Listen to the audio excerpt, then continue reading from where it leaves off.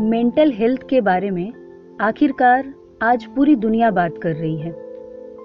हमारे देश में भी इन दिनों कुछ ऐसी घटनाएं घटी, कुछ ऐसी खबरें आई और खासकर कोविड ने कुछ ऐसी परिस्थितियों को जन्म दिया कि लोग मानसिक चिंता से कुछ ज्यादा ही ग्रस्त रहने लगे हैं।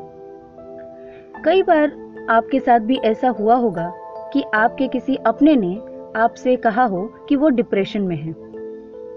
ऐसे समय में आपने यदि उसे ये कहकर समझाने की कोशिश की कि हाँ, मुझे भी कई बार उदासी और नेगेटिव थॉट्स आते हैं, तो याद रखें, आप भी उन लोगों में से एक हैं जिन्हें उदासी और अवसाद यानी सैडनेस और डिप्रेशन के बीच का फर्क नहीं पता।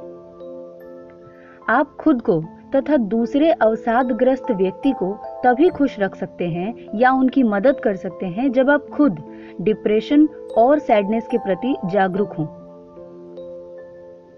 इसलिए आज के इस ऑडियो सेशन में मैंने सैडनेस और डिप्रेशन के बीच की कुछ जरूरी डिफरेंसेस बताने की कोशिश की है और इनसे उबरने की जानकारी भी दी है। तो हम जानेंगे सैडनेस वर्सेस डिप्रेशन। सबसे पहली बात कि सैडनेस एक भावनात्मक प्रतिक्रिया है, यानी यह एक इमोशनल रिएक्शन है, जबकि डिप्रेशन एक मानसिक बीमारी यानी मेंटल इलनेस है। बाहर से दोनों के लक्षण लगभग एक जैसे हैं। चलिए एक उदाहरण से समझते हैं। आज के टाइम पे मौसम के बदलने से भी सर्दी और जुकाम हो रहे हैं, पर हर सर्दी और जुकाम कोरोना के ही लक्षण हो ऐसा जरूरी नहीं। इसी तरीके से सैडनेस और डिप्रेशन दोनों के लक्षण लगभग एक जैसे हैं, लेकिन दोनों एक दूसरे से बिल्कुल अलग। इंसान कई सारी भावनाओं का अनुभव करता है। कई बार वो खुश रहता है, कई बार वो उदास हो जाता है, किंतु उदासी डिप्रेशन का लक्षण नहीं है। डिप्रेशन तो कहीं ज्यादा गंभीर समस्या है, क्योंकि इसका प्रभाव न सिर्फ मानसिक स्वास्थ्य पर बल्कि शारीरिक स्वास्थ्य पर भी पड़ता है।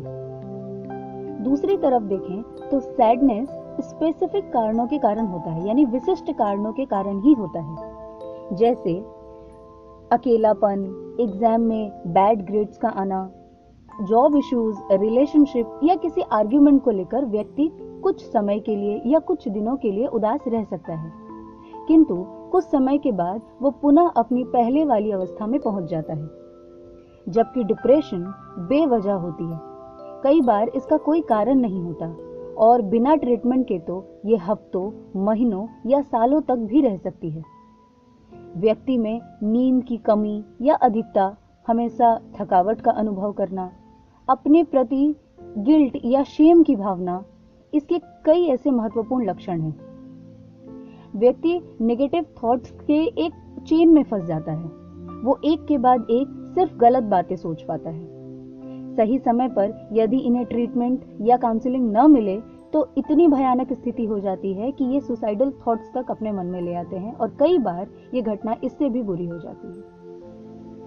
तीसरी और सबसे बड़ी डिफरेंस कह सकते हैं वो ये है कि सैडनेस सिर्फ हमारे मूड को प्रभावित करती है, जबकि डिप्रेशन हमारे पूरे लाइफ को प्रभावित कर सकती है। व्यक्ति या तो मर मर कर जीता है या फिर मरना ही ज्यादा बेहतर समझता है। डिप्रेशन को लेकर कई मिथ्स भी हैं, जैसे यदि आप डिप्रेशन के बारे में ज्यादा बात करते हैं तो ये बढ़ता जाता है। कई बार लोग कहते हैं कि डिप्रेशन जैसी कोई बीमारी ही नहीं, ये केवल मन का वहम है या आलस्य है। कुछ लोगों का मानना है कि डिप्रेशन सिर्फ स्त्रियों में देखा जाता है, पुरुषों में नहीं। यदि आप व्यस्त रहें तो डिप्रेशन से बच सकते हैं और न जाने क्या क्या। पर जैसा कि मैंने पहले कहा कि सैडनेस और डिप्रेशन दो अलग चीजें हैं, तो दोनों के सॉल्यूशन भी बिल्कुल अलग होंगे। यदि सर्दी जुकाम हल्की हो तो हम घरेलू नुस्खे अपना सकते हैं, लेकिन यदि बीमारी बड़ी हो तो हमें क्लिनिकल हेल्प लेनी पड़ती है। अब मैंने जो भी जानकारी दी उसका सिर्फ एक उद्देश्य है कि आज की स्थिति में आप खुद को चेक करें कि आप किस स्थिति पे हैं, किस स्टेज पर हैं। यदि आप उदास हैं तो बिल्कुल भी चिंता न करें, क्योंकि आप अकेले नहीं। आप अपने मनपसंद का कार्य करें, अच्छा संगीत सुने, अच्छी और पॉजिटिव बातें शेयर करें, दूसरों को मोटिवेट करें, खुद मोटिवेटेड रहें।